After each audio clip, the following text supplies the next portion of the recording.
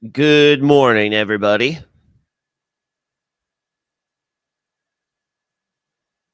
Welcome to week 15.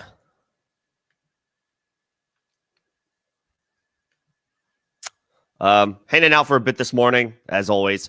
Final thoughts, talking shop.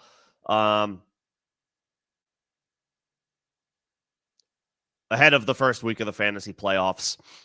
Any last minute thoughts or questions we can talk shop on. We can talk through the latest injury updates. We will start getting confirmations on certain guys coming in here at the bottom of the hour. That's when we'll start to see injury reports updated.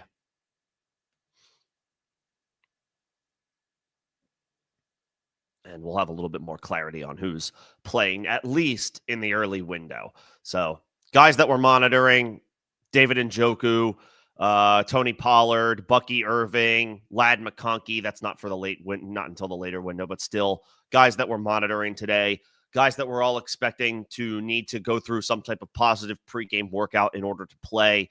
All remain volatile, however, given the fact that they have, we're taking it right up to kickoff. We're taking it right up to game time.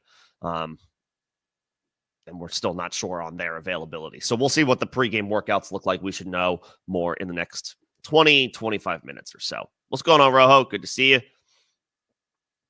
Congrats on the bye week. We're just hoping for good health and good fortune and a 100% squad fully ready to go for week 16. As usual with the Sunday morning streams, these are available for everybody to view, and I will give some overarching thoughts in general, in addition to questions that the members ask. The members have access to the chat. Again, one of the perks of being a member of the channel, access to the Sunday morning streams. You can join. I know we only got a couple of weeks left in the season, but you can join at the lowest tier membership to access the Sunday morning streams. 99 cents a month will get you access to the Sunday morning streams this week and next week. You can, of course, cancel at any time. But opportunity for the members to talk shop with just a couple hours to go before kickoff. I will also give some overarching thoughts on some of the different matchups. See if we have any injury updates. Outside of the guys I just mentioned, who we are kind of just like in a holding pattern on. We're waiting on pregame workouts for Njoku, Pollard, Bucky Irving. And it's not until later, but also Ladd McConkey. Tyler Conklin was downgraded to out for week 15 for personal reasons. So, whatever 3 or 4 targets he garners a game, potentially, I guess, gets soaked up by Wilson and Adams. It's not a huge that's not a huge needle mover. Hollywood Brown could also make his Chiefs debut next week, week 16. I do not think Hollywood Brown is on the redraft radar, on the fantasy radar, as somebody that you can trust. They're clearly just like, it's a best case scenario for them and him, getting him before the playoffs. They're just gonna be ramping him up, I would think. Hollywood Brown will be a difficult player to trust week 16 or week 17, and that's even if he's able to go.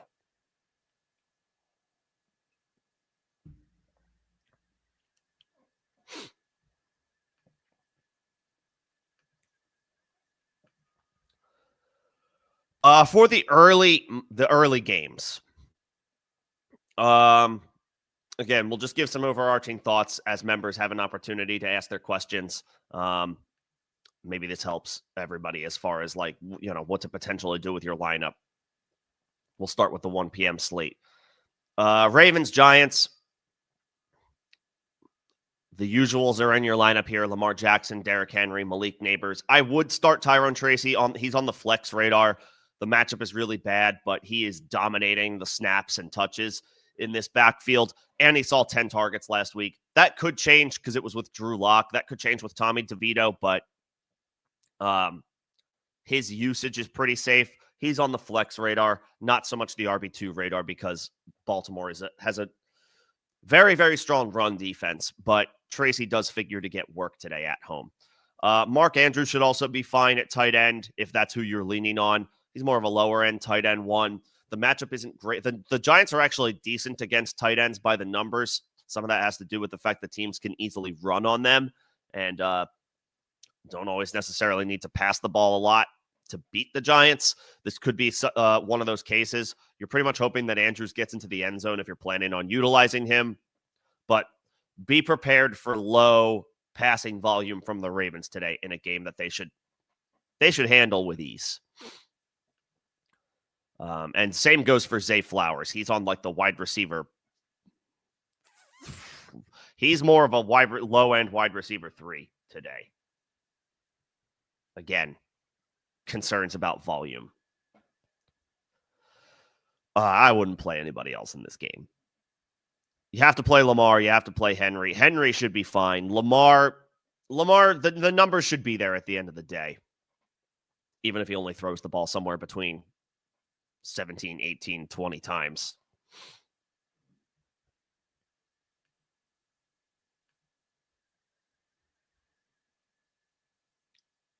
Jets, Jags. I'm good with starting both Adams and Wilson as wide receiver 2s in a great matchup against Jacksonville. Brian Thomas on the other side. I had been concerned about him since Trevor Lawrence went down, but last week he put up 8 catches for 86 yards, catching the ball from Mac Jones, and now Evan Ingram is gone. So a condensed, clear-cut wide receiver 1 target share is likely coming Brian Thomas's way. Does have a difficult matchup, a difficult draw against Sauce Gardner and the Jets secondary, but he should be able to come through here with some volume. Breece Hall is expected to play. I have a lot of concerns about Breece.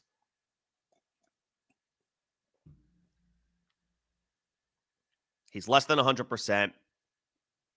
The knee injury is bothering him. Their season is toast. I don't really understand why he's playing today or why he's expected to play today. Why risk one of your franchise cornerstones in a meaningless game when he's less than 100%? But I'm not the coach.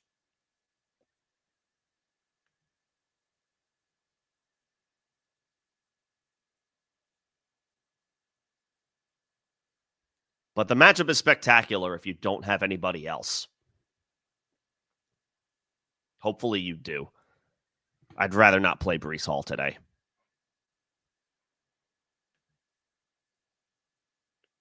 Matchup is great. He's high risk, high reward. That's where we're at with Breece. High risk, high reward. But I do think the risks outweigh the potential positives here. Commanders, Saints, Jane Daniels, Terry McLaurin, must starts. Terry McLaurin commanding a massive target share. Noah Brown is gonna miss this game. Great matchup against the Saints. McLaurin projects as a high-end wide receiver 2, low-end wide receiver 1. Brian Robinson can be started as an RB2 in this game. Great matchup against the Saints. No Austin Eckler in the backfield. He's on injured reserve with the concussion that he suffered a couple of weeks ago. So it'll be Jeremy McNichols and Chris Rodriguez backing up Brian Robinson. He should do well today. Great matchup in the Dome. No weather concerns. B-Rob should be good. Kamara has to be started. Alvin Kamara has to stay in your lineup, even though his ceiling is not as high given the state of the Saints offense. In all likelihood, they're going to struggle today.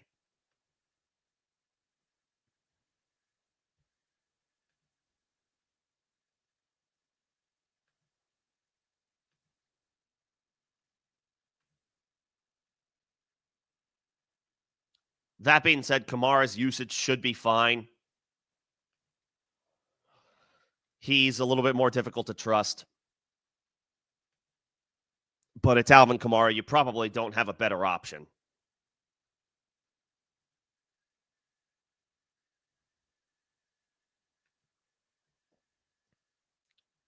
Let me just drop this link in Discord for my Discord folks.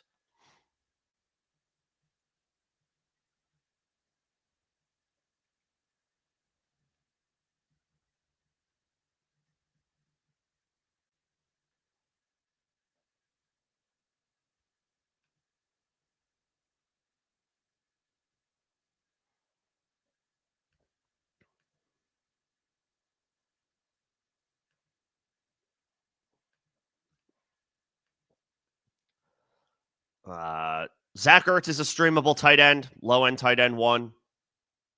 Again, condensed target share, probably between Terry and Zach Ertz. No Noah Brown, no Austin Eckler. We're looking at a strong target share for not just Terry McLaurin, but Zach Ertz as well. He should do well as a low-end tight end one in a great matchup. And I don't really want to start anybody else here. I don't trust any Saints wide receivers. I honestly don't trust any Saints pass catchers. I'll just include the tight ends as well. I don't trust Juwan Johnson. I would prefer an alternate option to him. And the Commanders' defense can absolutely be streamed in a spectacular matchup going up against Jake Hayner making his first career start. Kendre Miller is an intriguing stash, but a guy that you obviously cannot possibly consider starting today as a backup on a bad offense. Bengals, Titans, Chase. Jamar Chase, you already know what you're doing. He's in your wide receiver one spot. T. Higgins is also must start. When these two play together, they both put up wide receiver one numbers. So you're getting both of those guys into your lineup. Same with Joe Burrow. The passing volume is through the roof this year. And that'll continue for the rest of the season. Cincinnati has a terrible defense. And also the Bengals are desperate. They're probably not going to make the playoffs at this point, but until they're mathematically eliminated and they have Joe Burrow, they're going to try. So expect ridiculous passing volume from this Bengals offense, especially they have to stay aggressive because they can't trust their defense. Bengals are the most pass-heavy team in the NFL. That will continue for the rest of the year. Chase Brown also must start. He is officially a guy where you go out of your way to get him into your lineup. Don't care who it is that has to come out. Chase Brown is in. In every lineup, Chase Brown is in. Tony Pollard, again, we'll get confirmation that he is expected to play here in the next 15 minutes or so. If he is active, he has to be in your starting lineup. It's a great matchup. He is his team's RB1. You can expect a decent workload, decent volume from Tony Pollard, and the matchup is, again, excellent. The Bengals defense is awful.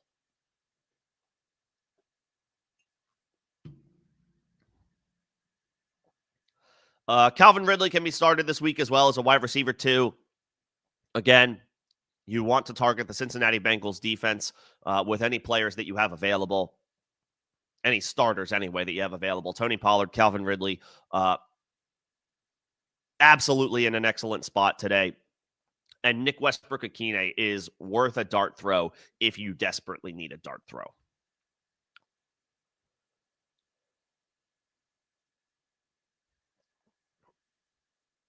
One guy I would probably not play here, even though he's on the streaming radar because of the situation and the offense, is Mike Gesicki. However, when Jamar Chase and T. Higgins both play like they are today, Gesicki falls by the wayside pretty heavily. He doesn't do a whole heck of a lot with those two guys healthy and in the lineup. So Gesicki, not a guy that I am not interested in streaming today.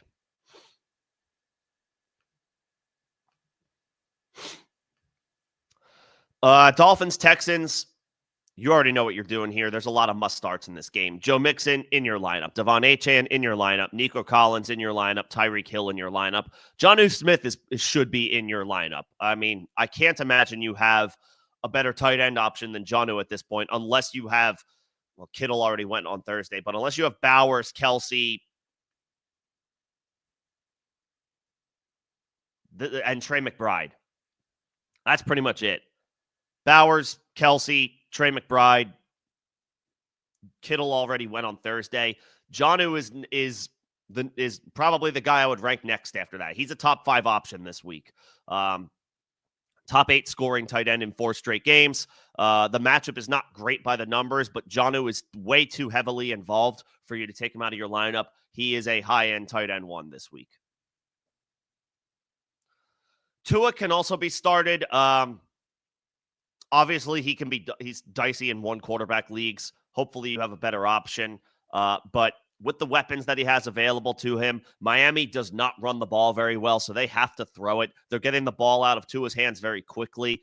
So high completion percentage, allowing his guys to make plays for him, rack up the yak yards. Hey, we'll take them. We'll take them. We'll take the yards any way we can get them. Tua is on the roadmap today as a high-end QB2.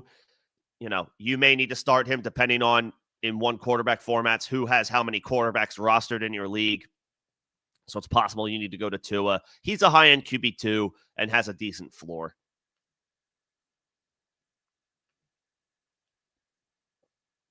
Jalen Waddle's on the flex radar. The problem with Waddle is he could be the first target any given week. He could be the fourth target any given week behind Tyreek, Achane, and Jonnu Smith. So I would say Waddle he's not really safe. He's more like a boom bust flex. He could go off for 15 points. He might get you 4 or 5. But we're expecting points to be scored in this game between Houston and Miami. So that does make Waddle a little bit more of a reasonable wide receiver 3 play. He is difficult to trust, though, because he has to do the most with the least. He just does not garner a huge target share. What's going on, Jake? Let me know if you need anything.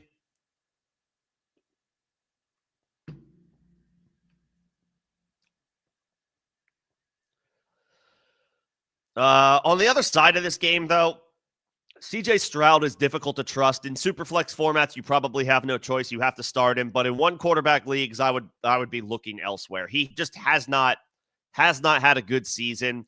The offensive line for Houston is not the best. I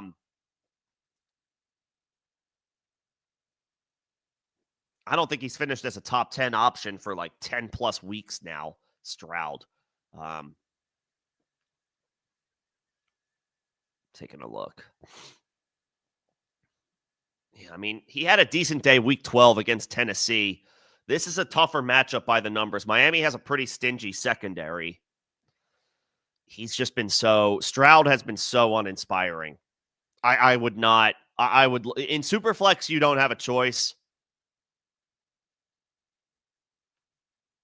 In one quarterback, I would look to pivot off of CJ Stroud. To that point, Nico Collins is the only wide receiver I really have any type of confidence starting for Houston. Tank Dell is a difficult guy to trust because of Stroud's poor play recently. Dell has been okay as a flex guy, but I don't know that he has much of a ceiling today in a tougher matchup. And Dell himself has not had a great season. Missed time with injury, hasn't really had a whole heck of a lot of ceiling games. How many times has he been? I mean, he's been a double digit in half PPR scoring. Tank Dell has scored double digit fantasy points 3 times this year. It's not that good. So you're pretty much hoping for 8 or 9 points out of him. If you think 8 or 9 points is good enough to get it done in half PPR or maybe full PPR scoring, then I guess you can fire up Tank Dell, but he's a difficult guy to trust.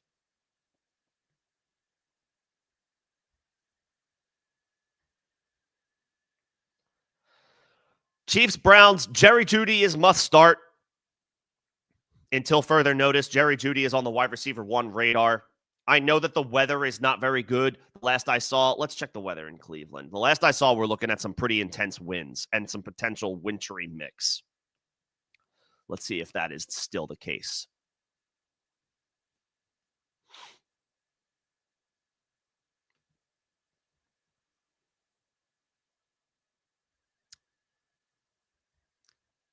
I'm telling you, weather.com is always like the buggiest website.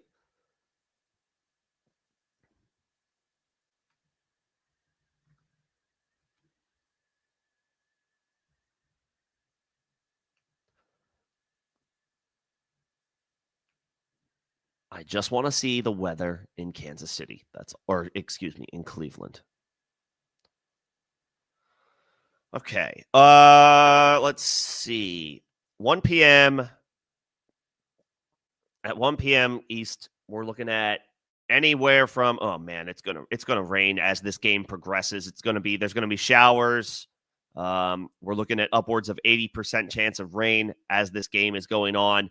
Anywhere from 15 to 20 mile per hour winds. Oh, God. Okay, this passing game is going to be difficult to trust today. That being said, Jerry Jeudy is an incredibly difficult player to take out of your lineup. But if you want to pivot off of anybody else here, I understand. Travis Kelce, you have to start as well. But DeAndre Hopkins, Elijah Moore, I would normally like these guys as wide receiver 3s. decent flex options, but they are difficult to trust given the fact that we're looking at 15 to 18 mile per hour winds over the course of this game between Cleveland and Kansas City today. You have to play Jerry Jeudy. You have to play Travis Kelce. There's no way around it with those guys. You just have to play those guys and hope for the best. But the weather concerns are enough where if you want to pivot off of guys like DeAndre Hopkins and Elijah Moore, that's fair. I would also be incredibly hesitant to play Harrison Butker today. He is returning for the Chiefs and obviously is an automatic pickup for a lot of folks at the kicker position. I would be incredibly hesitant to play Harrison Butker.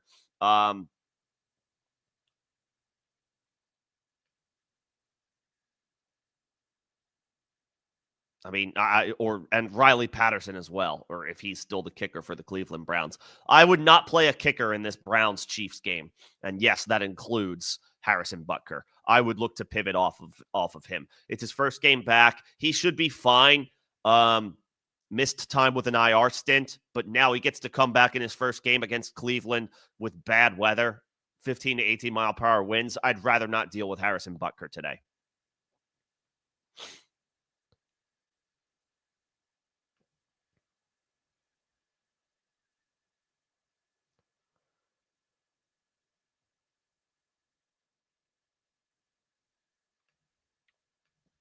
Okay. I see a question from Jake. Again, members have access to the chat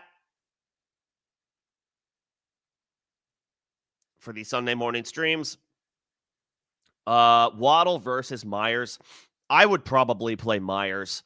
The quarterback situation is a concern. If it's Desmond Ridder, you don't feel good about it. But I thought about this overnight, or I slept on it.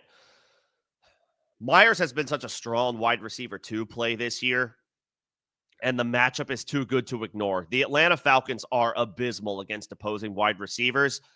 There's no weather concerns in Vegas in the Dome. I between the matchup and the expected target share, I would probably play Myers. Waddle is high risk, high reward. And I'm not sure if the risk outweighs the reward here. Or I'm not sure if the reward outweighs the risk, I guess I should say. Waddle, any given week, can be fourth in targets behind Tyreek, Jonnu, and Achane. He could be first or second, but it's incredibly unlikely just based on track record. So Waddle's a difficult guy to trust. I would probably go Myers.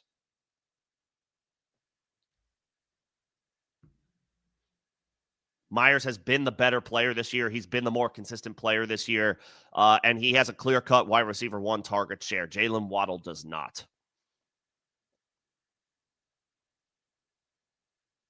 I would go Myers. I'm not worried about the fact that you also have Bowers. Those are the 2 guys on the Raiders offense who are going to get targets. Like, nobody else has earned them.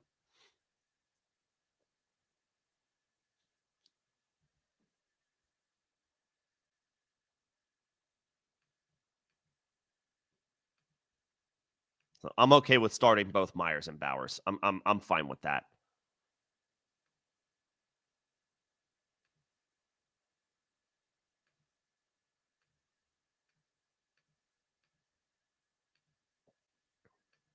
Yeah, I'm fine with that. I'm fine with Myers.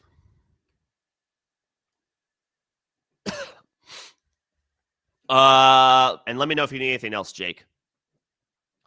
Okay, just to wrap up some thoughts on Chiefs Browns. The running backs, well, Isaiah Pacheco is fine to start here.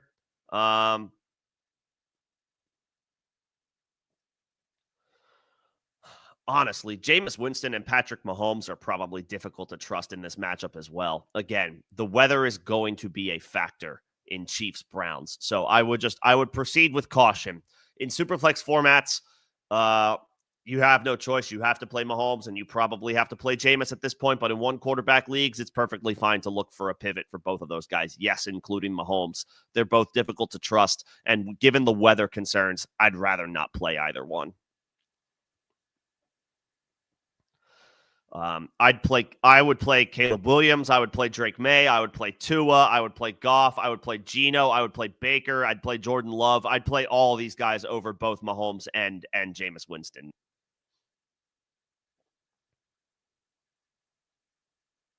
I'd probably play Stroud over Mahomes and Winston, even though I don't really like Stroud today. At least he's not dealing with bad weather in Houston. But there's a lot of quarterbacks that I would rather play than Patrick Mahomes or Jameis Winston, given the state of the weather in Cleveland.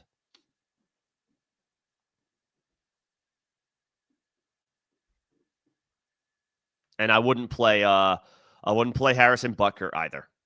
I would not play him.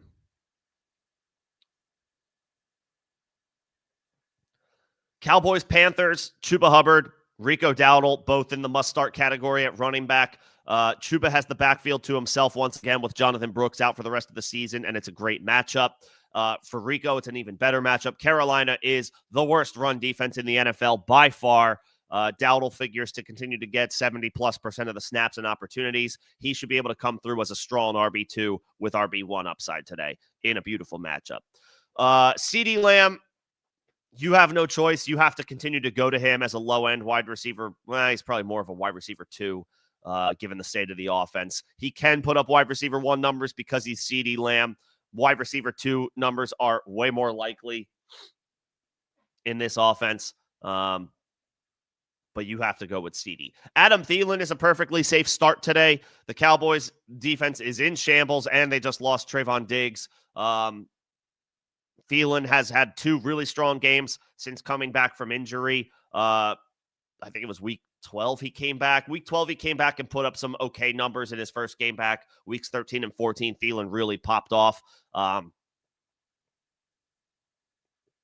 We can expect some rock-solid production here, especially in PPR formats for Adam Thielen. Jake Ferguson is on the radar.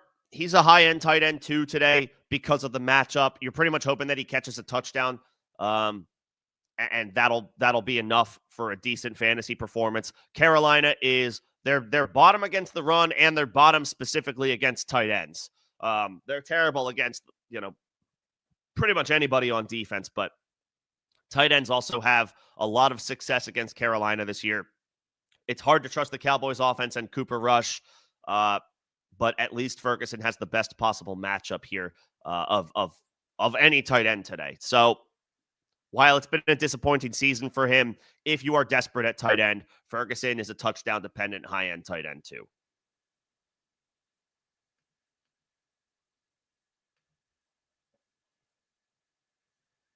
Xavier Legette is I would say is a solid flyer in a great matchup. Trayvon Diggs out for the season. The Cowboys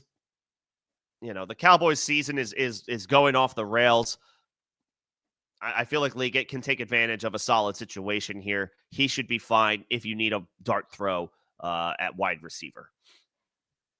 I wouldn't play anybody else here. I don't think I'd play Bryce Young. I would not play Cooper Rush. I wouldn't play Brandon Cooks or Jalen Tolbert. And I can't play my guy Jatavian Sanders. Not yet. Not yet.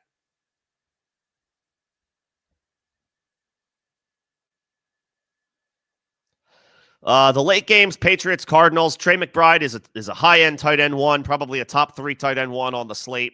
James Conner, bell cow running back, high-end RB2, low-end RB1 upside in a beautiful matchup.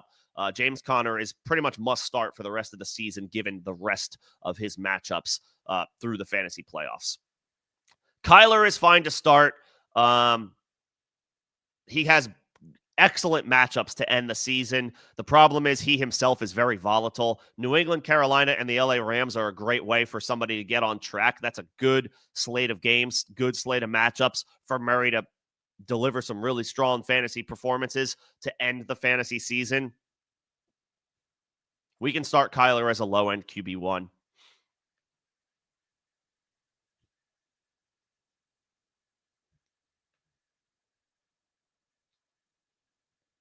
Ramondre's on the RB2 radar. Ramondre Stevenson, volume-based RB2.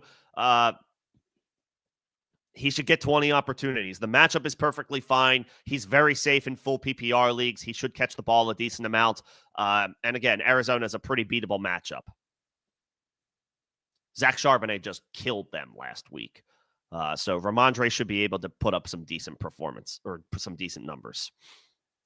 Marvin Harrison is on the wide receiver 3 radar. Disappointing season for him so far, but again, the matchup is excellent. He will see Christian Gonzalez. Gonzalez is very up and down. He could have a shutdown day. He could get burned. We've seen both sides of the coin this year. So, it's very much a Dr. Jekyll, Mr. Hyde situation for both of these guys, for Marvin Harrison and Christian Gonzalez. So there is upside here because it's not a weekly beatable matchup, but it is a beatable matchup based on what we've seen from Gonzalez this year. He can be had. He is not a shutdown guy. Not yet. Not consistently. And yeah, Rico over James Cook is fine, Jake. Against Carolina, I want Rico in my lineup. I want Rico in my lineup. The matchup is way too good. Matchup is way too good.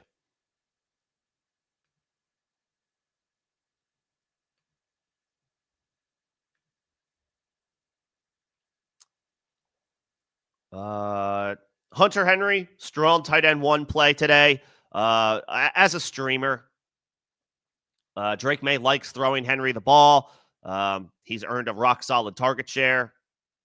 Nothing scary about the matchup against Arizona, and no weather concerns because this game is being played in Arizona, and they have a dome anyway.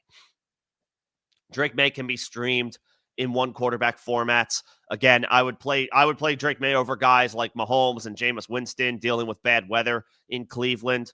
Drake May will scramble, he'll run, and there should be some garbage time opportunities. Even if New England is winning this game, they're going to have to stay aggressive and throw the football. They're on the road against an offense that, while they are erratic and frustrating, the Cardinals can put up points. So I like May as a streamer today, and even in 1 quarterback leagues. I think he'll be fine.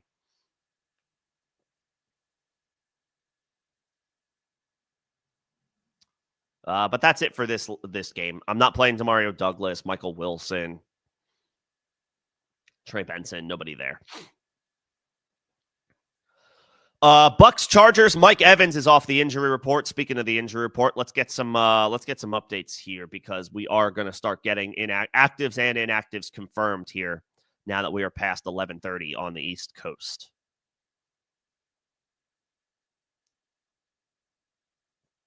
Pollard active. David Njoku is out for Week 15. David Njoku inactive. Didn't practice all week. The team was hopeful that he could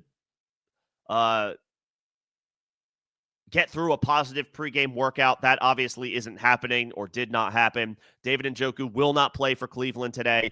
Condensed target share pretty much to Jerry Jeudy and Elijah Moore. The problem is we're looking at bad weather in Cleveland. We're looking at rain, cold rain. It's in the 40s there. So it's not quite cold enough for it to turn to snow, but it will be, in all likelihood, uncomfortable. And precipitation is in the forecast in Cleveland through the entire game. And based on the weather radar, it's expected to get worse, not better, as the game progresses. So while you have to keep Jerry Jeudy in your lineup and you have to keep Travis Kelce in your lineup, it is understandable if you want to pivot off of everybody else in this game as far as quarterbacks, pass catchers, and kickers. I would proceed with a lot of caution in this Browns game in Cleveland, where the weather is bad and the wind is swirling. 15 to 18 mile per hour winds is what's in the forecast for the duration of Browns Chiefs.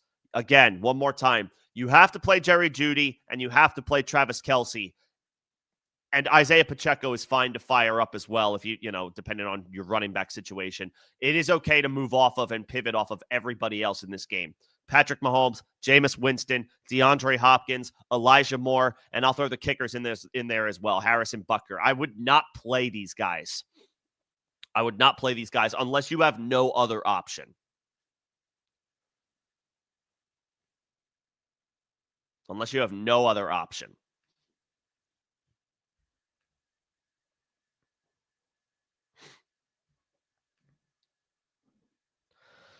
And Breece Hall is active for Week 15. I don't really know why, if he's less than 100%, he's playing in a meaningless game in a lost season for the Jets. However, Breece Hall will be out there for the Jets against Jacksonville. The matchup is spectacular, so if you need to turn to him, you can at least rely on the great matchup and the fact that Breece is a great player. The problem is we don't know how much the knee injury is bothering him or hampering him. It was enough for him to not play last week, so difficult to say what we can expect from Breece Hall today. What's up, MVM? And yes, I would go Dowdle over. Those are all great options, but yes, I would go Dowdle over all of those guys. He's going to get volume, and the matchup is as good as you can ask for. Carolina is the worst run defense by far in the NFL. By far. I expect Rico to get his 70+% snap share today. I expect him to handle 65+% of the touches and opportunities out of the backfield today. And again, Carolina allows 170 rushing yards per game on the season. That is like 25 yards per game more than the next worst defense. The Panthers are awful against the run. They're awful on defense in general, but they are atrocious against the run. You want to get any running back you can in there against Carolina. Rico should be in for a strong day today. I like London. I like Evans. I like JSN. But I got to play Dowdle. Got to play Rico.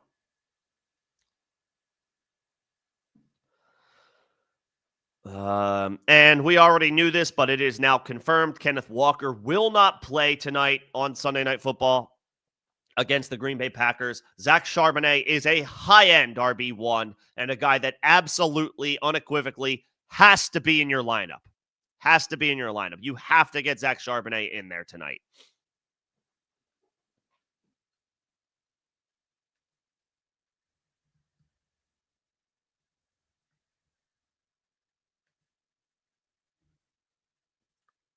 Zach Charbonnet, high-end RB1, Kenneth Walker not playing. I got a super from Purple Yoda. Thank you, Purple Yoda. Appreciate that. Appreciate the support. I would probably stick with Pacheco. I want to believe in Sincere McCormick. I want to believe that the Raiders will do the right thing and continue to give him the ball. And it's a great matchup. It's an excellent matchup against Atlanta.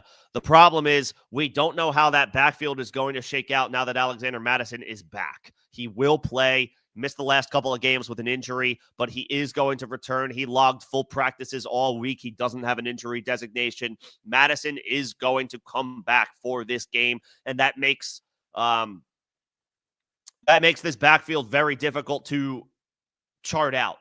And especially in full PPR, again, as much as I like Sincere, in all likelihood, based on what we've seen and how things have shaken out over the course of the season, Mattison figures to be the one to get the third down, obvious passing down opportunities when healthy over Sincere McCormick. The question will be, are the Raiders going to continue to do that?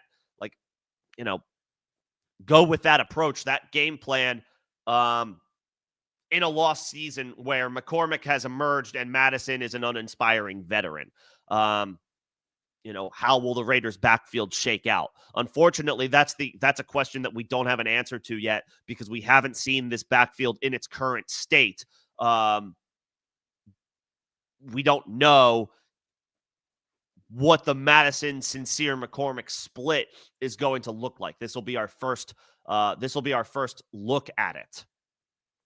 So it's possible that it's Mattison and not McCormick in on those incredibly valuable passing downs, racking up potential routes run and targets, which obviously in PPR is everything. McCormick has a chance to get 15 carries, but if he doesn't get into the end zone, we're looking at a low-end flex. Pacheco in bad weather figures to see increased opportunities. And they gave him more opportunities last week. The Chiefs did. He had 14 carries to Kareem Hunt's 5, and he led the backfield in targets, Pacheco did. So we're starting to see Pacheco's usage go up since he made his return back to the lineup. I would think he's looking at a 65 to 70% snap share today. Again, in the bad weather, with a lot of opportunities to mitigate the issues that the wind is likely going to present to the passing game today for both the Browns and the Chiefs. I think Pacheco is the safer play today. I like Sincere McCormick a lot. I loved what he did last week. He was so close to putting up a really, really strong performance. He just needed to get one of those goal line carries into the end zone. He didn't quite get there, but he still had really good numbers. The problem is Alexander Mattison is back, and in full PPR, I have a more difficulty trusting McCormick this week with Mattison back, likely taking up those opportunities in the backfield, like the passing down, third down opportunities. That probably goes to Mattison. If it goes to McCormick, then great. We have a league winner next week. We just don't know if that's going to shake out that way. We don't know if Mattison is going to cede work to Sincere McCormick, or if it's going to be McCormick who loses opportunities to Mattison. So I'll take Pacheco. He's trending in the right direction. I wish I could say McCormick is trending in the right direction, but as of right now, we have to operate as if Mattison is going to cut into his opportunities, and in full PPR, that's going to be even more of a blow. That's going to be even more of a hit if McCormick is only receiving carries and not targets. So I would go Pacheco. Bad weather, I'm not worried about running backs when it comes to bad weather. In fact, running backs are more likely to get a few more opportunities in bad weather. Again, to avoid the issues that the wind will present to the passing game.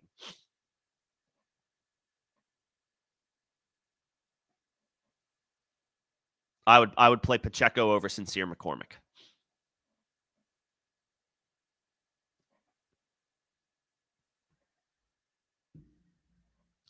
But appreciate the super purple Yoda. Let me know if you need anything else. And thanks for popping in. And obviously, best of luck. Best of luck to everybody in your playoff matchups today. Congrats on making the playoffs. Congrats even more if you have a bye week. But for those who don't, let's get these dubs today and let's move on to week 16. Let's get to those fantasy semifinals.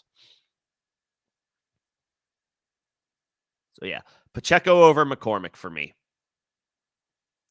And I really like Sincere McCormick. I'm rooting for him. I hope he does well. I just don't know if he will do well with Alexander Mattison back in the mix. Okay, I am just continuing to give some overarching thoughts to players in each matchup. So I'm going to continue. Unless any other members have any other questions, you can also send a super if you are feeling so inclined. That will get you access to the chat. And you can ask any specific questions that you may have here with about an hour and 15 minutes before kickoff of the 1 p.m. East slate. I'm just checking to see if there's any other injury updates that have rolled in.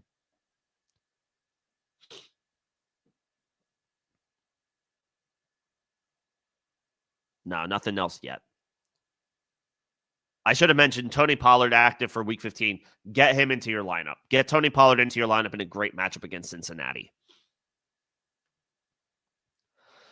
Okay, I had gone over the Cardinals and the Patriots previously. I was about to get to the Bucs-Chargers matchups. Mike Evans is a must start off the injury report. He's put up some big numbers since he's returned from the hamstring injury. It's not a great matchup against LA. The Chargers are pretty solid on defense, but it's Mike freaking Evans. Get him into your lineup. Ladd McConkey, I do want to start. Obviously, we need to see if he can get through a pregame workout. That does cause a potential headache for folks who have a good pivot in the 1 p.m. window. If you do not play that player in favor of Ladd, you're going to have to sweat it out and hope that McConkey is able to go. We are expecting that he will go through a pregame workout and is expected to be cleared, but it's not 100% confirmed yet. He logged limited practices all this week. Ladd McConkey did. He wasn't able to go last week. Obviously, we're hopeful he's able to go this week. It's a spectacular matchup. Tampa Bay is a very beatable secondary. McConkey would be a high-end wide receiver too. And in PPR leagues is probably on the low-end wide receiver 1 radar. This matchup is excellent. This matchup is incredibly good for Ladd McConkey. So I understand wanting to wait it out for him. Have a viable pivot ready to go for either the rest of the afternoon slate or the later slate, the 425 East slate, or Sunday or Monday Night Football. 2 games on Monday Night Football, so that maximizes a few more opportunities as pivots for somebody like Ladd McConkey if he's ultimately unable to go. But he is a guy who is worth holding out on and hoping that he's able to play. There seems to be optimism that Ladd will be able to play today based on what I've last seen. The Chargers are optimistic that he will play. That is the latest.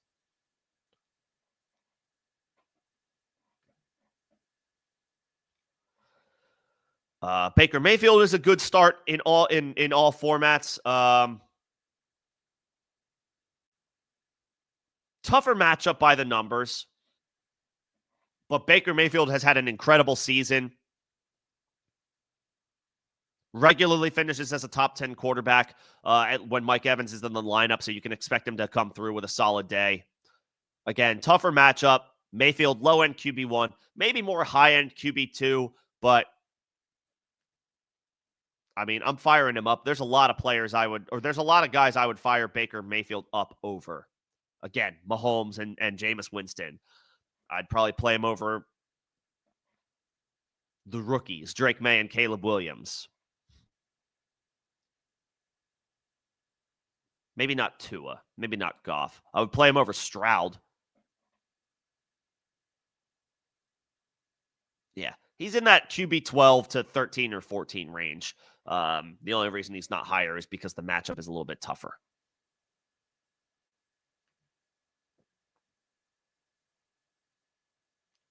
On the other side at quarterback in this matchup, Justin Herbert is fine to go to, again, as long as Ladd McConkey plays. If McConkey is out, I don't really want to play Justin Herbert. However, he is a strong QB1 today in a beautiful matchup against Tampa.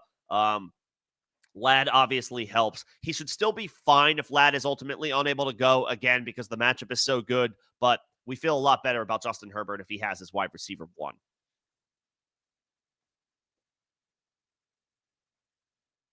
But the matchup is excellent. Herbert has one of the better matchups on the slate. Also feel perfectly fine starting Rachaad White today. Bucky Irving is less than 100%, expected to play, but dealing with multiple injuries. 2 weeks ago, he was on the injury report with multiple injuries, and he went off. Last week, he was on the injury report with multiple injuries, didn't practice a whole lot, tried to give it a go, exited the game early, did not return, and his statistical output was a stinker. Rachaad White is not on the injury report and is the safest running back in the Bucs backfield to turn to this week, not Bucky Irving, because he's less than 100%. So Rachaad should be fine from a volume perspective. And if Bucky ultimately can't go, Rachaad White is looking at some potential bell cow usage. That would make him a strong RB1 play. He's he's a good RB2 if Bucky Irving is in there. He's an RB1 if Bucky Irving has to miss. To the point of Bucky Irving. He's on the flex radar, but he's incredibly volatile. If you have other decent options and you don't feel like you need to be aggressive or you're in a desperate situation where you're a big underdog, I would pivot to the alternate options. If you need to swing for the fences, if you need to play aggressive, if you need the upside, then Bucky Irving is the guy to pivot to or to go to if you can find a way to get him into your lineup. However, he comes with a lot of risk given his current status.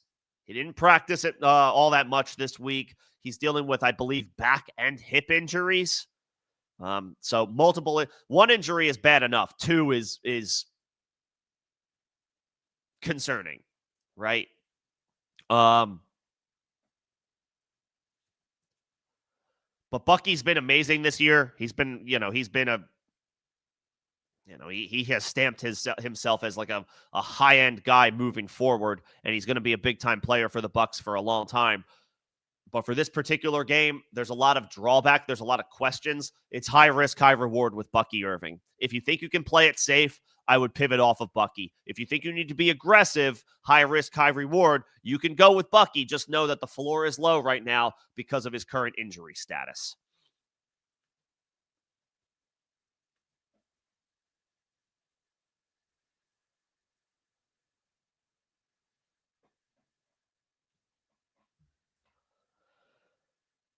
Stone Smart, Cade Otton, both on the streaming radar for tight ends. Otton has struggled since Mike Evans returned, but at least it's a good offense. Baker Mayfield, again, is playing incredibly well. So Otton has a chance to come through just by being attached to a good quarterback and a good offense.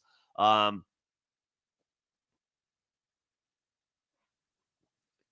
is a touchdown or bust. low-end tight end 1. Stone Smart is on the streaming radar as a desperation tight end 2. And that might be your situation. Maybe you have Dalton Kincaid. Maybe you had David Njoku. Maybe you had Evan Engram. Stone Smart, it's a dart throw for sure.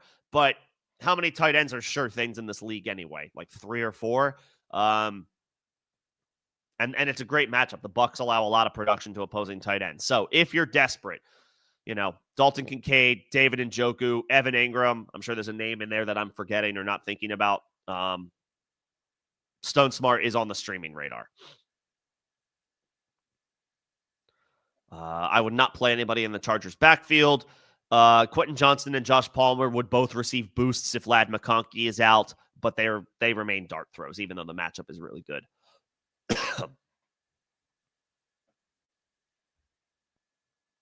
Colts Broncos. I believe we're dealing with some weather in Denver today as well. Oh, no. Did the wind die down? Denver weather is so streaky. I thought I saw that we would be dealing with potential 15-mile-per-hour winds in Denver during their game. Oh, yeah, they will. Okay. It's not windy right now, but it will be in a couple of hours. All right. So we're dealing with potential 15-mile-per-hour winds in Denver. Nevertheless, Courtland Sutton is in your starting lineup.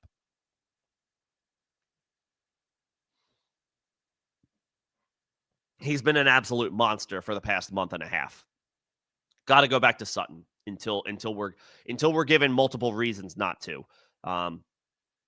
We play Sutton with confidence today in a good matchup despite the bad weather. Bo Nix is also perfectly fine as a low-end QB1. Great matchup against the Colts.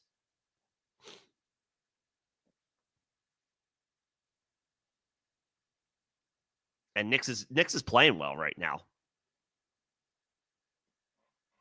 He's playing well right now. So Bo Nix is perfectly fine to start. I'm also starting Jonathan Taylor. The matchup isn't great, but Taylor has been what you would, for the most part, what you would hope. There's been some boring RB2 weeks in there, but he's had enough RB1 weeks where in win-or-go-home situations, I want to turn to my best players. Jonathan Taylor is still one of your best running backs available to you. I would not pivot off of him just because of the matchup. This is a must-win game for the Colts and the Broncos. This is a playoff game for these two teams.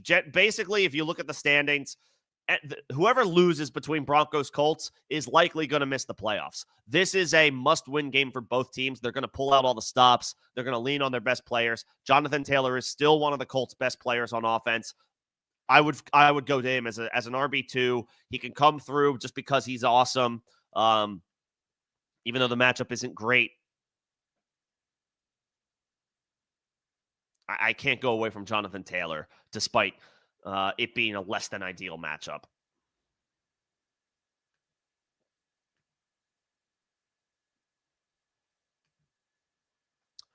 Anthony Richardson remains an all or nothing option at quarterback. He could give you a QB1 performance. He could give you a low-end QB2 performance.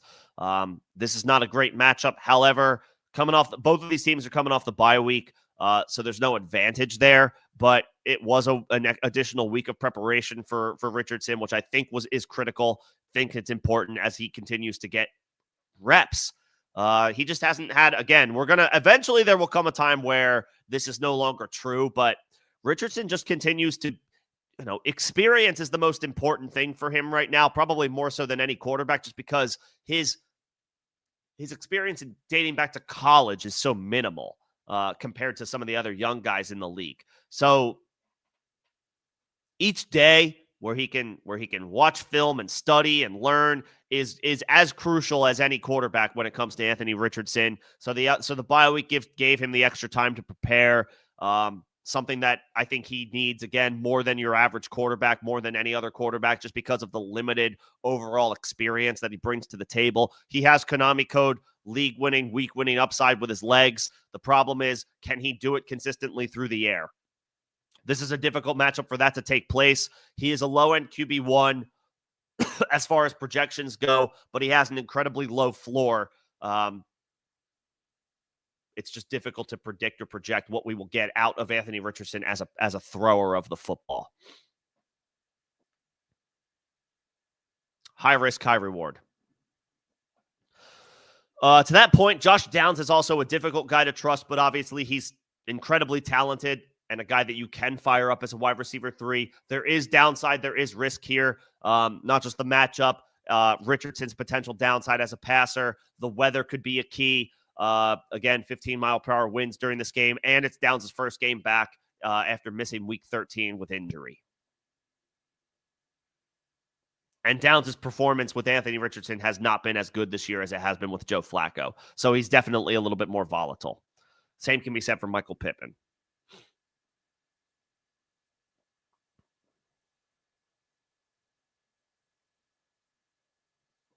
So the Colts receivers are incredibly difficult to trust.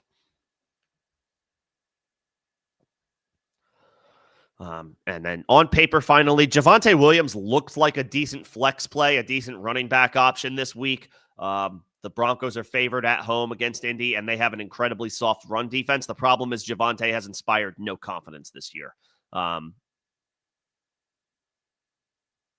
Too difficult to trust. Great matchup, great situation, but hasn't done enough recently. He's a dart throw at best, is Javonte. I would flex Breece over Waddle and Brian Thomas if I felt like I was desperate. If I felt like I was a big underdog and I need to be aggressive, I need to swing for the fences, then I would play Breece. Otherwise, I would probably play it safe with Brian Thomas. Breece is obviously an excellent player and can break big plays any week. And it's a beautiful matchup against Jacksonville. It's just, how much can we trust him? How much can we trust the Jets? How much can we trust the health of his knee? And given the state of their season, how much can we trust that Breece will get, 65% of the opportunities ahead of Braylon Allen and Isaiah Davis?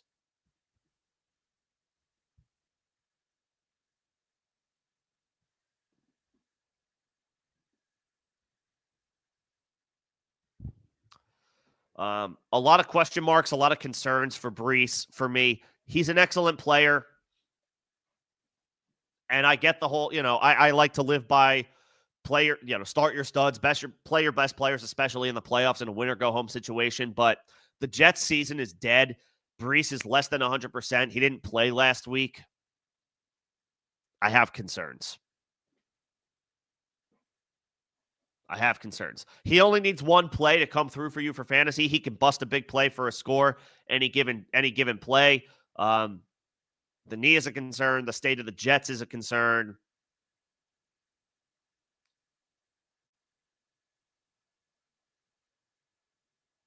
He feels like a high ceiling, low floor type of play this week, whereas Brian Thomas feels a little bit safer. The matchup isn't great, but he's got a guaranteed target share, a guaranteed wide receiver 1 target share does Brian Thomas. They are down to nothing else in that offense. It's him and Parker Washington. And Brenton Strange is now their starting tight end.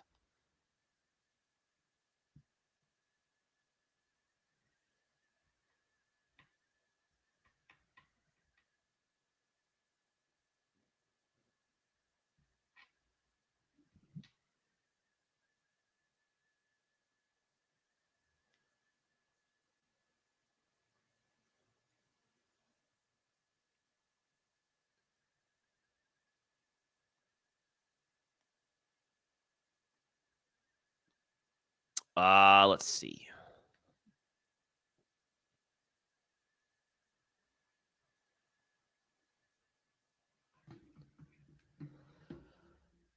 Just went over Colts Broncos. Let's talk Bills Lions. Let's talk about the highest expected scoring game on the slate. There's a lot of must starts in this game. Josh Allen, duh. Jahmyr Gibbs, David Montgomery, duh. Amon-Ra St. Brown, high-end wide receiver 1. You're starting these guys no matter what. Khalil Shakir is on the flex radar.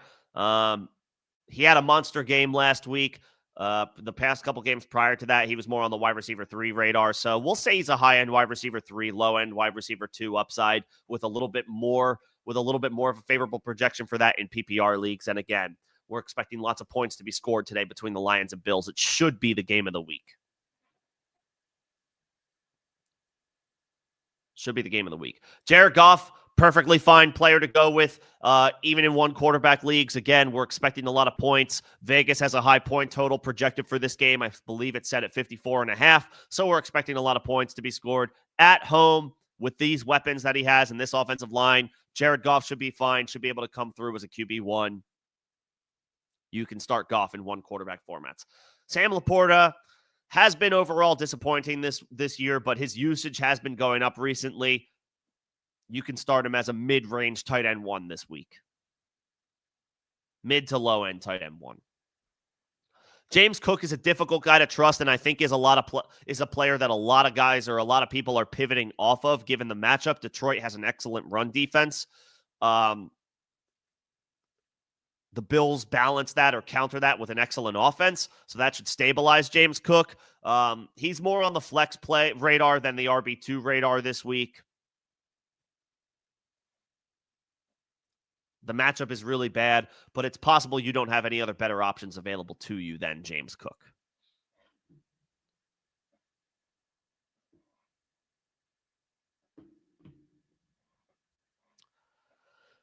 Jameson Williams, Amari Cooper, Keon Coleman are all on the flex radar at wide receiver. JMO, you know what he is. High risk, high reward. And we can be a little bit more optimistic about him this week, again, given the matchup and the expectation that a lot of points are going to be scored today. So JMO can be, fired up as a wide receiver 3.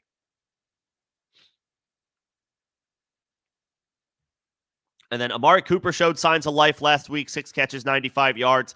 Keon Coleman returning potentially puts a dent into that. But with these guys attached to Josh Allen, any one of them can go off for a wide receiver 2 performance. So again, in a great matchup, we're expecting lots of points to be scored. Cooper can be started as a wide receiver 3. Coleman can be started as a wide receiver 3.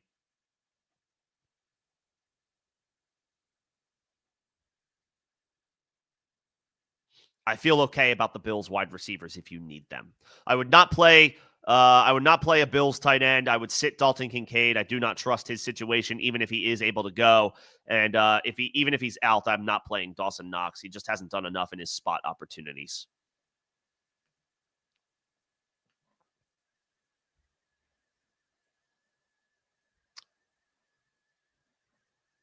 Eagles Steelers. This could be a low scoring game.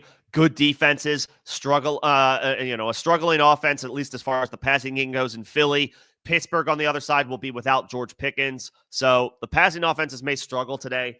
Saquon Barkley, obviously, set and forget. Overall RB1 upside every single time he takes the field. Jalen Hurts, I think I'm still starting as a high-end QB1.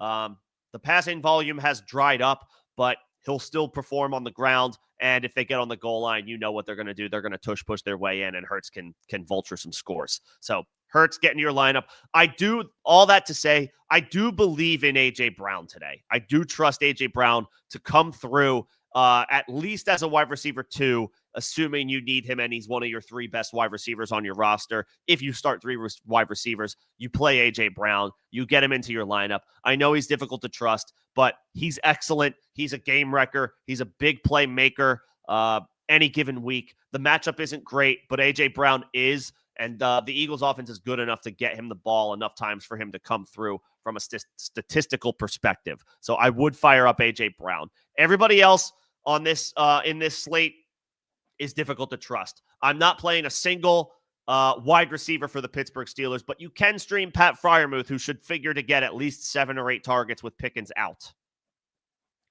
The Eagles are difficult to throw on. They shut down opposing wide receivers. They're a little bit more vulnerable to opposing tight ends.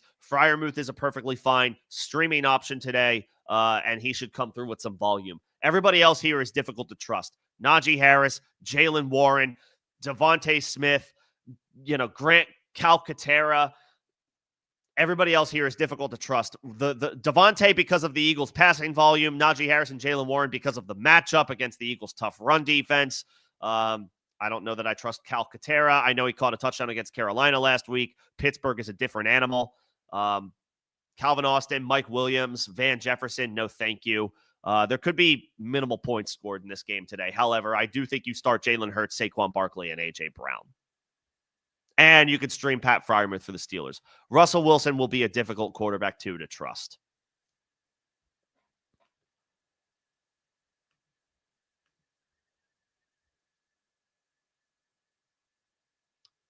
Packers Seahawks for Sunday Night Football. Josh Jacobs must start. Zach Charbonnet must start. Jackson Smith and Jigba must start. I think he's the wide receiver 6 or 7 on the season. And no Jair Alexander. Smith and Jigba has taken over, has emerged. He's burst onto the scene. He has arrived. Jackson Smith and Jigba needs to be in your lineup, along with Jacobs and Charbonnet. Jordan Love is a shaky guy to play at quarterback, but volume shouldn't be a problem here tonight, and he gets Romeo Doubs back, so he has his full complement of weapons available to him. So Love is a decent QB2, should come through with some volume on the road. Not a shutdown defense in Seattle, but they are better than average. DK Metcalf is difficult to trust, but it's likely you don't have 3 or 4 receivers better than him. He's a wide receiver too. And you can stream Tucker Kraft because, as we all know, the tight end landscape is volatile as hell.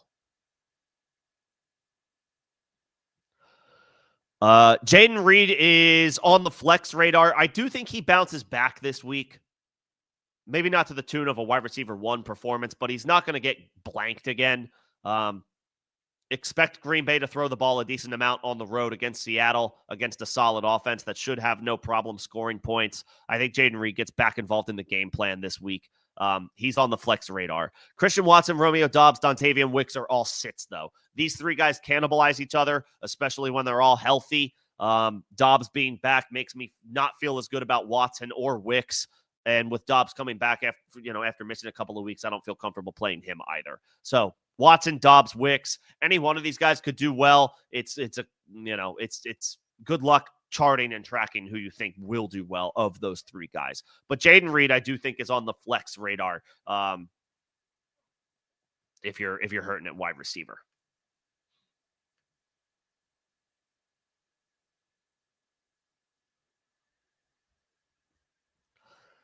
Finally, Monday Night Football. Just to quickly give some thoughts on these guys, and then we'll be wrapping this up with less than an hour to go till kickoff. Let me double check to see if there's any injury updates. Any last-minute injury updates?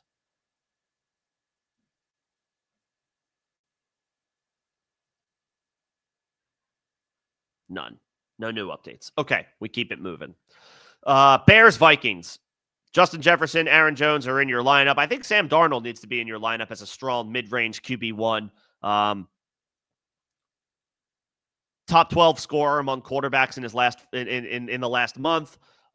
He's playing well. He hasn't turned the ball over a whole heck of a lot. He's at home. The Bears they have a pretty good defense, but Darnold did well against them a few weeks ago. He should be fine at home in a primetime matchup.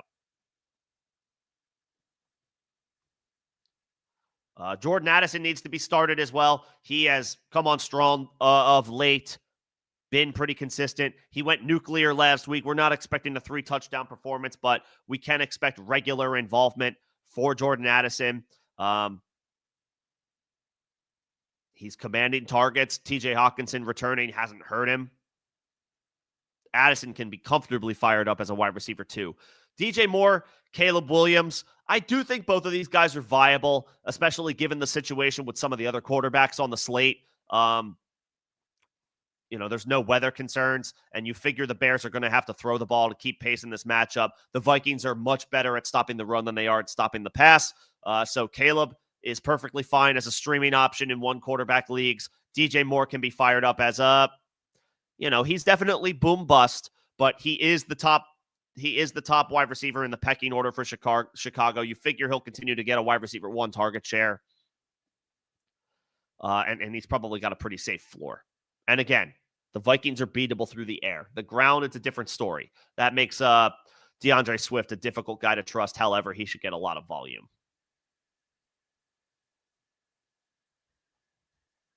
So I'm starting my Vikings, Darnold, Jefferson, Aaron Jones, Jordan Addison. I'm okay with Hawkinson as a streaming tight end. He did quite well against the Bears a couple weeks ago. So if you don't have a better option than Hawkinson, you can go back to him. The volume has taken a hit with Jordan Addison picking up a lot of opportunities recently, but you're pretty much just hoping for a touchdown anyway from Hawkinson. So you can go to him as a low-end tight end 1, maybe more of a tight end, high-end tight end 2. And again, the Bears the Bears will likely struggle to run the ball. So Keenan Allen and Rome Odunze are both on the flex radar. To that point, though, about DeAndre Swift, it's possible you don't have 2 or 3 better running backs available than him. Yes, he's been questionable, but he confirmed that he's going to be good to go for this game, so he will play. Tough matchup, but Roschon Johnson is out, so Swift figures to get all the opportunities that he can handle. And, you figure he'll catch the ball out of the backfield a few times to try to mitigate the Vikings' very stout run defense. So, depending on who your options are, you may not have a better one at running back than DeAndre Swift. You can go to him if you have to. Finally, the Falcons and the Raiders. Obviously, much is made about the Raiders quarterback situation because it affects Brock Bowers and Jacoby Myers. However, I think Brock Bowers remains in the must-start territory. I'm not worried about Michael Mayer's good performance last week. Bowers is excellent, figures to get a lot of targets and run a lot of routes. Whether it's Aiden O'Connell or Desmond Ridder, I am starting Brock Bowers as a top 3 option at tight end this week and every week. I'll just stick with the Raiders offense. I am okay with going to Jacoby Myers as a wide receiver 2. I know that either a banged up Aiden O'Connell or Desmond Ridder doesn't inspire a ton of confidence in the Raiders passing attack, but Jacoby Myers has been unbelievable without Davante Adams, and him and Bowers are the only ones regularly commanding targets. He's a wide receiver 2 on the season.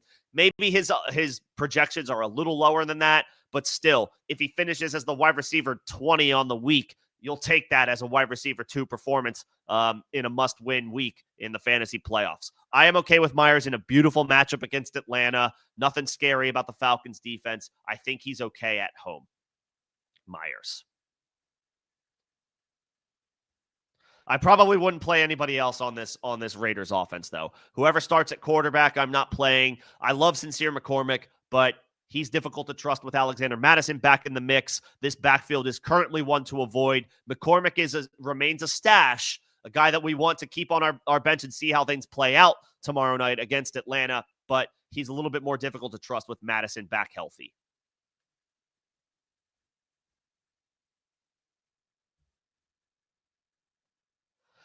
For the Falcons, obviously Bijan is in your lineup, and I'm okay with starting their starting wide receivers, Drake London and Darnell Mooney. Kirk Cousins has struggled mightily over the past month. It's possible that those struggles continue, but this is a matchup where he could theoretically get back on track.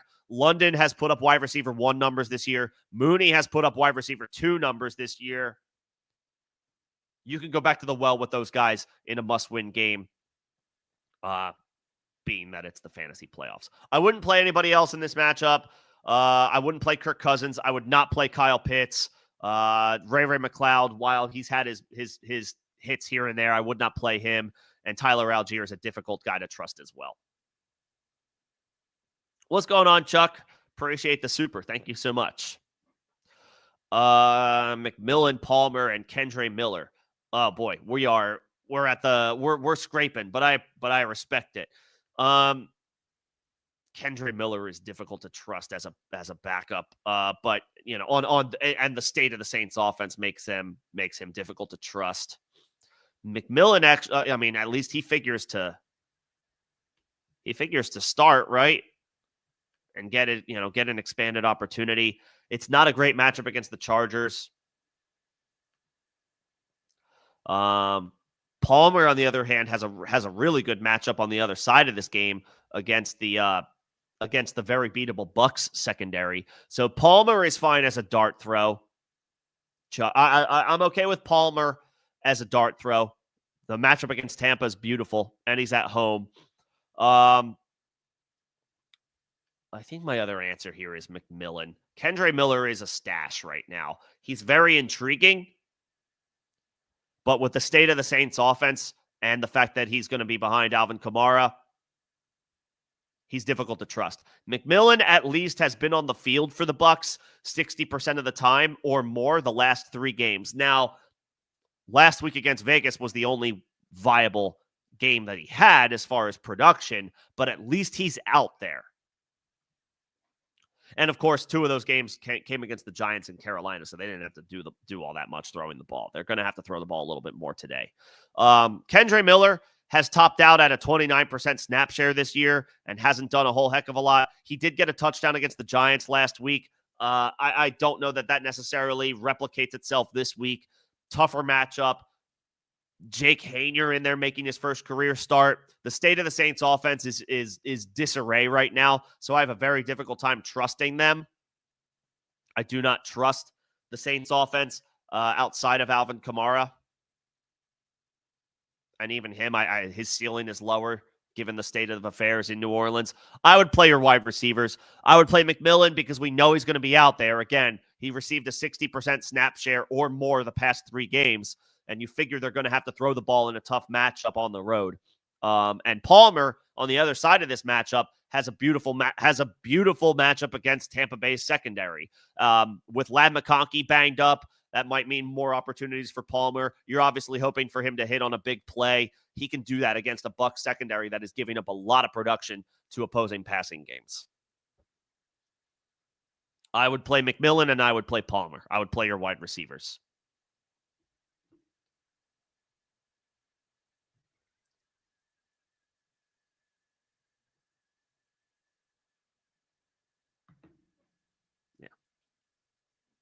Dart throws for sure. But McMillan should have a chance. He's not going to catch 2 touchdowns in all likelihood, but he should have a decent chance to, I don't know, find somewhere in the middle of between his week 13 and week 14 outputs. You know, you're hoping for like maybe 5 catches from him, and we'll be happy with that. Palmer, we're just hoping to hit on 1 big play, and he can do that in a beatable matchup against Tampa Bay. I would play your 2 wide receivers. Kendre Miller is a stash. Difficult to trust, even though they're at home. Jake Haener, everybody's injured. I'd rather avoid any Saint not named Alvin Kamara.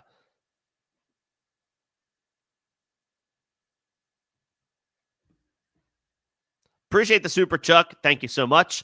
Best of luck. I would play those 2 wide receivers.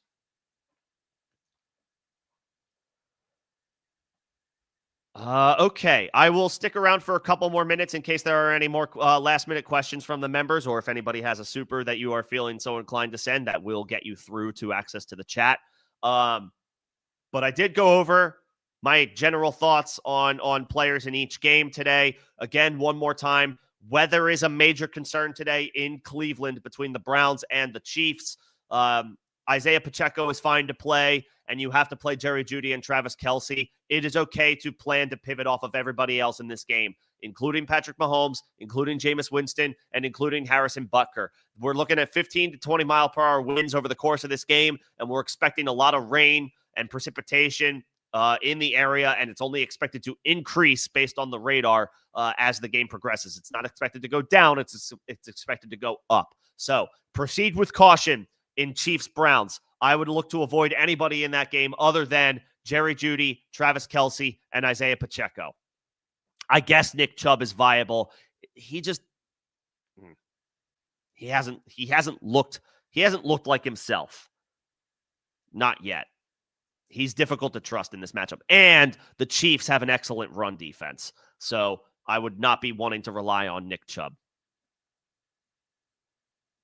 I would be very, very careful with players in the Chiefs-Browns game.